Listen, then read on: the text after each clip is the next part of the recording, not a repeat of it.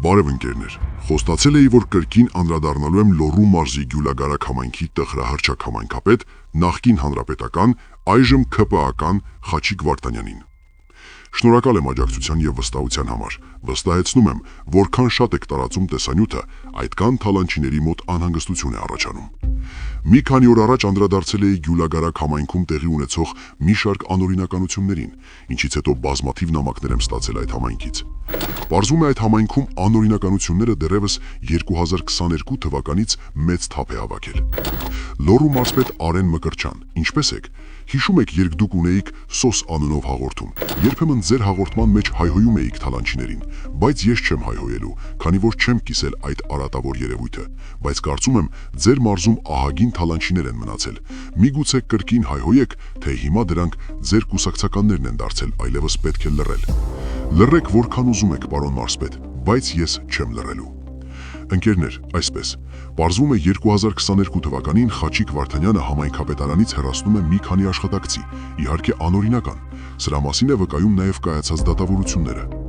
Պարզվում է, առաջին ատյանի դատարանը չեղարկում է համայնքապետի որոշումները եւ պարտադրում հեռացված աշխատակիցներին վերականգնել իրենց հաստիքներում եւ հարկադիր պարապուրտի դիմաց վճարել։ Իհարկե դատարանի պահանջած գումարը պետք է վճարեր անձամբ Խաչիկ Վարդանյանը, սակայն ինձ հասած տեղեկություններով նա այն վճարել է համայնքային բյուջեից։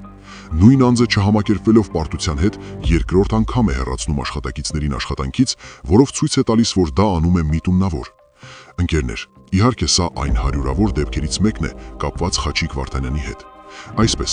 Գյուլագարակ համայնքի Հոբարցի վարչական ղեկավարի քավորը Մուրադ Ղարաջյանը 2005 թվականին լինելով գյուղապետ, մանկապարտեզի 2 մասնաշենք հանել է աճուրդի, ինչի արդյունքում Իշխան Լալազարյանը, ով ներկայիս վարչական ղեկավարն է, գնել է այն, հետագայում վաճառելով այն։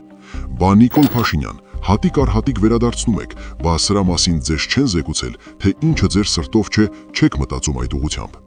Պարոնայք ՔՊԱ-ականներ, ձեր սրտի հանրապետական համայնքապետը նաև ապօրինի շինություն է կառուցել։ Լուսանկարները եւ փաստաթղթերը տեղադրում եմ իմ տելեգրամյան ալիքում։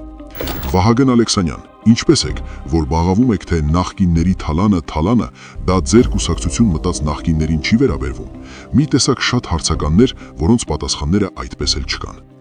Պարոն Խաչիկ Վարդանյան, հույս ունենամ, որ ձեր խելքը գլուխներդ կհավաքեք եւ աշխատակիցների աշխատավարձերը կտրամադրեք։ Տեղյակ եմ, որ տեսել էիք իմ նախորդ թողարկումը, որը ձեզ էր վերաբերվում։ Վստահ եմ, որ սա էլ եք նայելու։